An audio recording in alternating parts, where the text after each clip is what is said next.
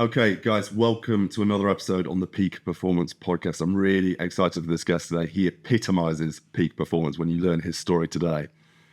He's actually a close friend of mine now, as well as a mentee in our second business where we're helping growing his online business. But the gentleman joining me today is called Ole Brom. He's going to be introducing himself just shortly, but his background, his story is phenomenal when it comes to ultra running, peak performance, taking the body to its upper limit, and also the adversity that he went through back in 2015 that shaped his life forever. Ole, thank you so much for joining us. How are you doing? Are you okay? I am. Thank you first for allowing me to be here, and I'm doing well. Thank you. Good man, good man. I want to start there at that story, and maybe you can sort of tell people who are tuning in right now, what is your story? Who is Ole? Where's he from? What does he do? Tell us about that story back in 2015, sort of shapes it for everyone right now. All right. So, I'm a Viking hailing from Norway, having been in the UAE for 14 years. Yeah. I'm a coach, and in 2015 I had a back surgery. It was a result of a car crash that I had a bit earlier, and that back surgery was an open spine surgery. I had 4 protruding discs, 2 herniated discs, and I needed a surgery. I couldn't stand up. There was weeks I had been in bed. I was not able to stand up. It was just so painful. So what happened with the car crash? What was that originally what happened, right? How did this happen? Okay, so I was on my way to work. I was standing still at the at the traffic light, and I was hit from the back by a delivery truck. So I was the first car that got banged into. Yeah. Then my car went into another one, and in total it was 6 cars. So it was a big bang. And I got a whiplash, I got pain in my back, I got dizzy. There are moments I cannot really remember, so I think I fainted. I don't really know. I needed help to get out of the car because it was crunched together. And so that is that story quickly. I had a CT scan and MRI, and it showed that something was not right with my back. But I decided not to have any surgery at the time because I thought that, chiropractor, pain management and these kind of things would solve it. Later on, that was not the case. So I needed that surgery. And, the doctors and the surgeons, first of all, I went to 3 different specialists because I don't really believe one the first time I hear it. So I got the second opinion and the third opinion. Yeah. And then in the end, it was not possible for me to stand up. I had shock waves up and down my legs, and it was very uncomfortable just to live. The only relief I found was laying on my back with legs up against the wall. That was the only way I had a bit of relief. I crawled going to the toilet. It was not good. So I had the surgery. Prior to it, they said that there is a 20 to 40% chance that you will be successful in not having back pain afterwards, which leaves 60 to 80% not being successful. And I was like, well, I cannot live how I am right now, so I need to take that chance, yes. At that moment, I was also thinking about Lance Armstrong having had his surgery with a 1% chance of maybe living. So I was like, okay, I'm going to take 20% and run with it. The doctor, the head surgeon told me that I would not be able to run. I could not be able to lift more than 10 kgs because of the 4 protruding discs that I would also have afterwards, which was devastating to me. My daughter at the time was 11 kg, 3 years old, so I could not pick her up and hug her and stuff like this. So no impact training, I could walk, but I should not work in fitness anymore. And then I was like... So just whilst you do that, just to shape it for everyone who's listening in, I mean, were you always in running? Were you always in, before 2015, was that your bread and butter? You've been doing for years? Where did that come from? Good question. So I've always been in fitness. If you say martial art, I did nice runs, and I was in military for 3 years. I was number 1, 2, and 3 in some military 30-kilometer runs. But that wasn't my forte. I was all-round fitness person. I've been coaching people since 1996. That's when I had my first coaching client. I was certified in 2004, but so I've been in fitness doing, these obstacle courses, warrior challenges for many, many years. So fitness and running was part of what I did. So when I was told I could not work in fitness, not lift, and not run, it was like someone was pulling the rug from out of... Mentally debilitating, It wasn't very cool. So I had that surgery. I was in hospital for a few days. I came home. I was not feeling my best. I was depressed. I was not happy. But on the 4th day, and this is a big turning point, you know how kids pick up on what their parents tell them? So I had told my daughter for many years, you fall, you get up, and you continue. If you cry, you have a choice. Do you, sit in the pain and just cry and want someone to hug you? Or do you snap out of it? So she told me, Papa, you cannot just be in bed every single day and feel sorry for yourself. You tell me when I have a boo-boo, you just can snap out of it. So why don't you just do that? And that was actually like I snapped out of it, basically. And I was like, I felt a 3-year-old telling me... What an intelligent 3-year-old. Oh my goodness. Yeah, she is. She has that from her mother, not from me. Anyways, so that was a big turning point. And then I started to document everything that I did. I had 2 bottles of half-liter bottle water, and I started to do bicep curls sitting on the bed. Love that, yeah. Shoulder press, many repetitions, light weights. But at that point, that was October, November, I had not been... 2015 now, isn't it? Yeah. Yeah, exactly. So at that point, I had not been training, running, doing anything since July that year because of the pain. So from that point onwards, I made a goal that when my rehab was supposed to start on 1st of November, I would be fit enough to walk 10,000 steps. So I managed first from the bed to the kitchen. I think it was 27 steps, back again, resting. And I did that several times. And people don't understand, though, actually how gruesome that probably was for you. They can't visualize it until you've gone through it and lived it. Yeah. You can't really imagine the severity of pain that you were probably going through doing just that. Yeah, it was hard. Yeah. Remember, I had not been exercising for a while. I had not been standing up because of the pain. And now I had 12 stitches in my back. So and when you go into your spine, it's soreness in the muscle, and it's uncomfortable, it's painful, and I could not stand up straight. It was hunched over, and the step that I took wasn't a nice stride, it was shuffling and holding, up against the wall because exactly. Gotcha. And these things over time, my stretching, just standing up, became an exercise in itself. So at this point, now you're talking, you were about 2-3 months into your recovery? Not yet. This is the first 10 days after.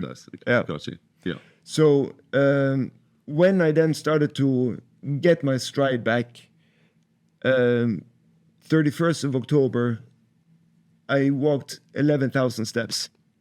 I had built up from 27 steps to 11,000. It took me about 1.5 hours, I think, if I'm not mistaken. I logged everything because I wanted to see the progress. And I also thought that if I can get 1% better every single day, I would be fine. In the end, it was more than just 1% because I pushed. So I would have morning session, midday session, and afternoon sessions. And I was thinking, the body is extremely good at adapting to the load that you give it. And I also thought more mentally, if I can do this, I will be fine. Somehow, I just knew I would be fine. What that meant, I didn't know. I just knew that I didn't want to be not able to move. Yeah. That was my first thing, just moving. Yes. Then I started the rehab on 1st of November. And I had about 2 months first with this amazing lady, Joanna. Okay. She had a master in back surgery, pain recovery, rehab. So I had between 2 and 3 sessions per week with her for the first 6 weeks. Yeah. And at that time, I told her, I have this dream. Okay. I've been told I cannot run again, but I want to do a very long run. I want to run MDS 257 kilometer that year in the Sahara Desert, which is an ultra marathon.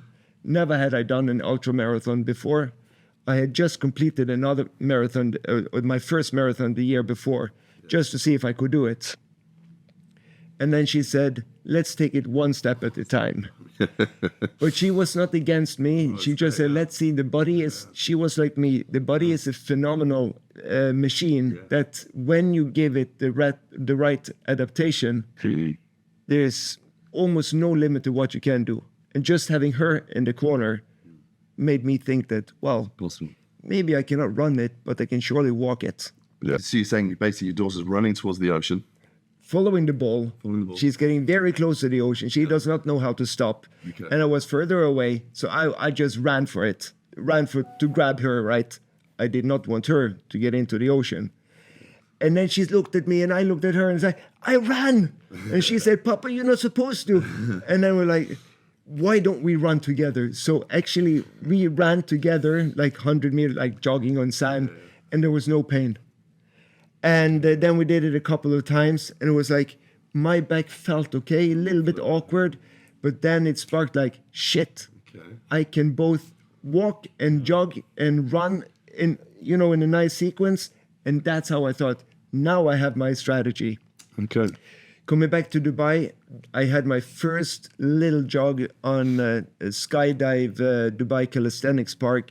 There was a grassy area, and I made a 1 kilometer loop there. And I did 5 kilometer, I think it was 7th of January. And that's when I started to run for, or train for MDS. Okay, so you were forced into learning about actually how far you got in your recovery by chasing your daughter. Yeah, exactly. She's also part of the journey again. I love She is. And you're learning more and more your body, and then you've put this huge goal in place to go and run in the Sahara, which, 6 months later it was since the car crash? Well, since the car crash, 6 months, yeah, so exactly. Cool. And I think more than anything, it's the mind that was able to get you there. There's obviously your recovery, your rehabilitation, but your mind is supernormal, supernatural. Like I relate to it, and what I had to go through with my recovery when I was in hospital for over 2 years. It's a great story too. And that's what I really related to when I was getting to know you, understanding that. And that adversity that you went through, you had 2 choices. You either let it define you, or you found a way. And I love that your daughter was a catalyst to say, hey, we're going She forward was. here, which is incredible, really. Yeah. I want people to learn about that who are listening in right now, because I think you and I have got a story there we can help inspire people regarding peak performance. It doesn't just happen overnight. It comes from discovering your why. It comes from challenging your inhibition and making sure that you have structure in place to actually guarantee your goals moving forward. Yeah. For you and that adversity that you went through, how did you go about doing it? How did you ensure that you didn't become a victim and you went forward and found a way? Well, one thing is, I've been in fitness for a long time, so I'm a bit used to pushing the body, right? Mm-hmm. And one more set, one more rep can burn. And I think I applied the same thing because I've been inspire. I've been trying to inspire people before my accident to push to get better at life. But this really put my own theories and my own philosophy on the wall. I had to apply these things to myself. It was not easy to face pain every single day. Yeah. But if you can tolerate a little bit of discomfort and you can push that every single day, and it's just small marginal Small marginal gains. Yeah. That's the word I'm looking for. Yeah. In the right direction, over time, that becomes immense steps. It's a small. And that's what we say in business, right? When I was saying to you, well, obviously Ollie and I have started working together in business and bringing his business up, and that's where we know each other. And like I was always saying to you, that it's not going to be an overnight job. And I turn around to you and say, well, look, we're a 9-year overnight success. It takes time. You have to stay in the game, and you see the marginal gains over time, and you look at the reap of the rewards and the dividends that come. And it's that mindset, isn't it? Staying in the game, as opposed to consistency, perseverance, resilience. It's so important. When something is painful, if it doesn't kill you, just bear with it. Just a little bit more. Push the envelope a little bit. You will get better every single day. There is no way out of it.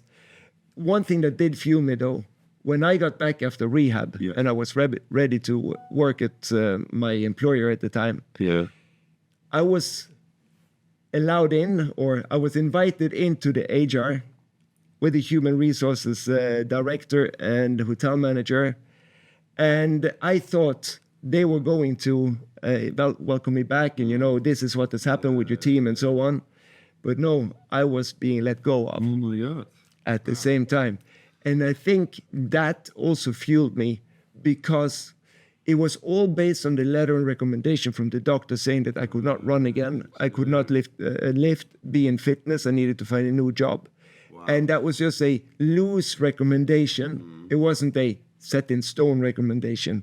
And within that employer or the work that I could do, there were many things I could have done. But that fueled me also. So that I find that even more interesting, because now you've been kicked right down to the bottom. Instead of them saying, look, we're going to look after you, we're going to find your way to support you with your career and everything else, they kicked you to the wayside. You lost your mobility, you lost your durability, you lost your career. You literally, how I felt, quite frankly, at rock bottom. And you've got to be a strong guy. You've got to be a strong guy to move forward from that and not let it define you. And that's what our message is in this podcast, is to help people realize that you're going to go for adversity, you're going to go through failure, but you have to fail forward because it's going to come. It's how you deal with it and how you propel yourself living. Failing forward is so important. But this doesn't always mean that, for anybody who's listening, that you have to go through this pain that you had or I had. You can learn from someone else's stories as well and apply what if it happened, and then take that, well, I'm not going to let it happen to me at any point in time. I'm going to take their story, apply it to my own situation and move forward as hard as it is. Anybody can. We just have to find a why. So I love this. This is really, I've got my phone up here right now because we've got a huge CV of Ollie's achievements of what he's done in the ultra world, the running world and everything else. We've obviously covered 2015 and 2016 and what happened there and how life-changing that was for you. But you didn't stop there, did you? You kept going. Yes. We've got 2017, 2018, 2019, 2 in 2019, 1 in 2021, 1 in 2023, 2 in 2023. Yeah.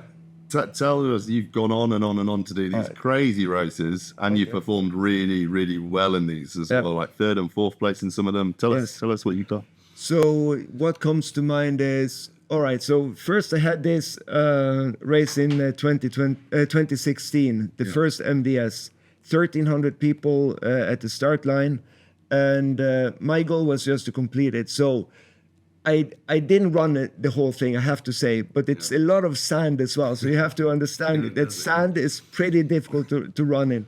And I only had 10 weeks of training, where most people train for 9, 10, 12 months. I came in at 356th place. Wasn't the best, but it was in 44 hours. I did the same race again 2 years after, and then I came in at the 30 hours. So now I was number 81. 81. So that's a huge. The only thing that I regret about that is that I set my goal to be in the top 20. Yes. Top 100, so top 10, 15%. Yeah. I should have put my goal higher to be in the top 20. Yes. And I think I would have achieved it, because once you set the goal, everything else realigns. So don't be too scared to set high goals. That's really important. This is a really important revelation. Like, there's so many people have this shelter over their head and they're limiting beliefs of what they can achieve in life. I had that in that race. Right. And then you've got to think bigger. You've got to think, because there's people out there doing what you want to do. and they've done what you want to do. They're no different to you, but they've put different systems and practices in place to get there. Yeah. And that's what you're saying here. So in 2019, there was another 250-kilometer race. That was in Wadi Rum in Jordan. Yeah. And I was at my target to be number 10. Less people, but still number 10. Yeah. I was number 9. So you see, you put your target, and now I'm thinking, I shouldn't have said number 10. I should have said number 5. Okay, you know, because I think that you have to set the goal highest. Aim for the moon and you get someone to the stars somewhere. I like it. I like it. This is really, really important.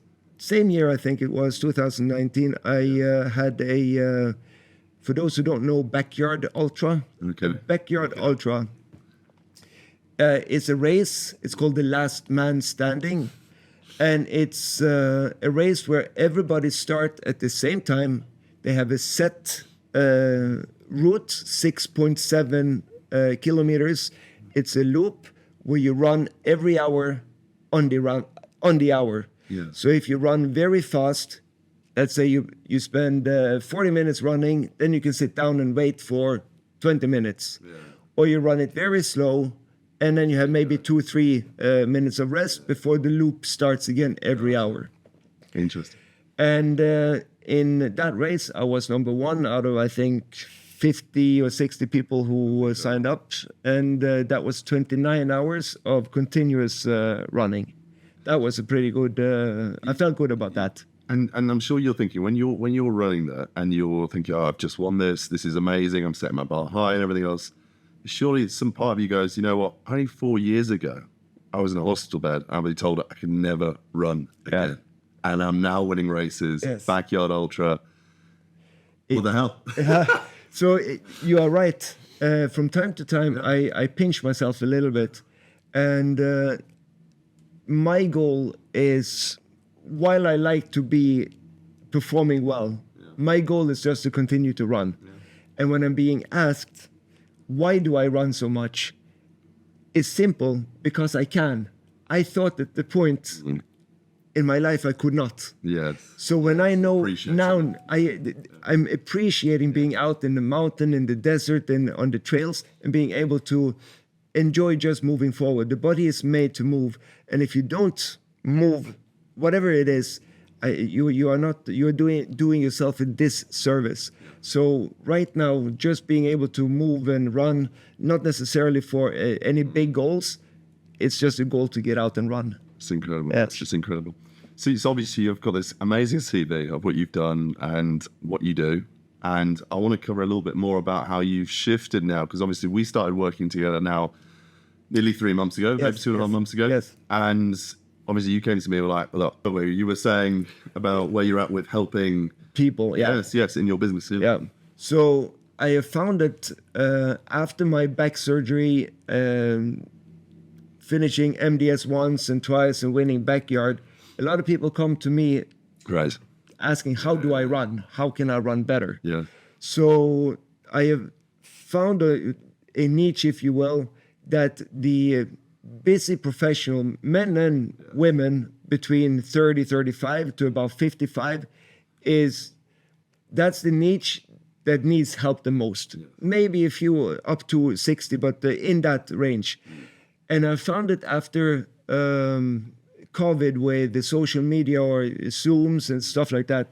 Now it's much easier to help more people from my home, sending them programs and having online meetings, group meetings and one-on-ones, and being able to help more people than before. Yeah. Because I don't have to travel so much. Yeah.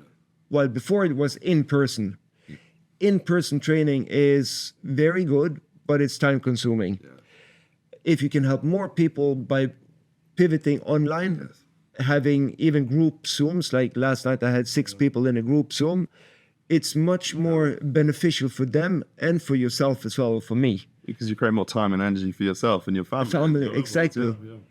And then I can help more people. I have clients in Mexico, in Malta, in Italy, in Switzerland, Australia, in UK, in Norway. So this was not possible before.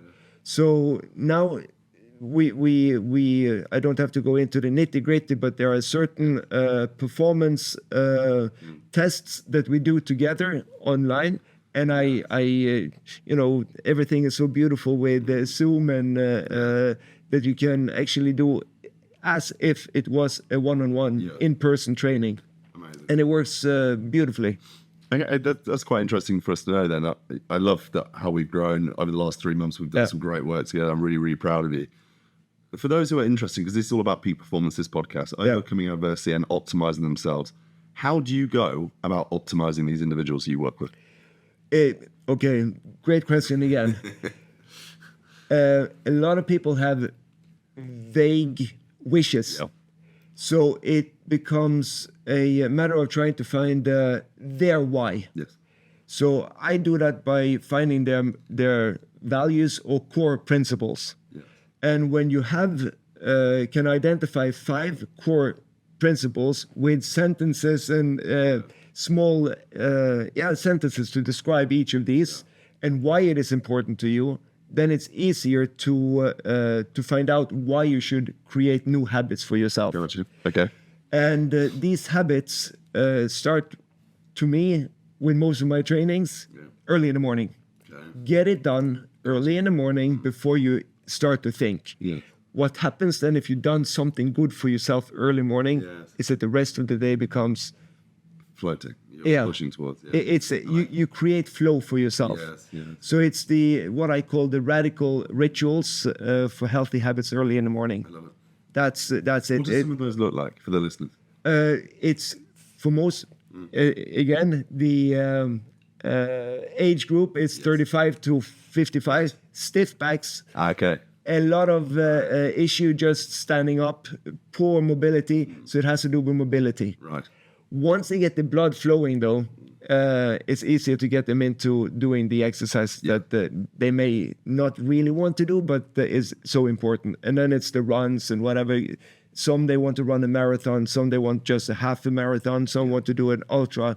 And then it's tailoring the programs accordingly and having the updates on a daily basis so that I can keep them in check. Gotcha. So it's just like similar to what we do in our online health is managing them like a business, looking at the data and making decisions based on data as opposed to an emotion. And just bringing it all to life for that accountability to the structure that you're putting in place as well, right? You said it, accountability. And that is for most people, it's the hardest thing. Yeah.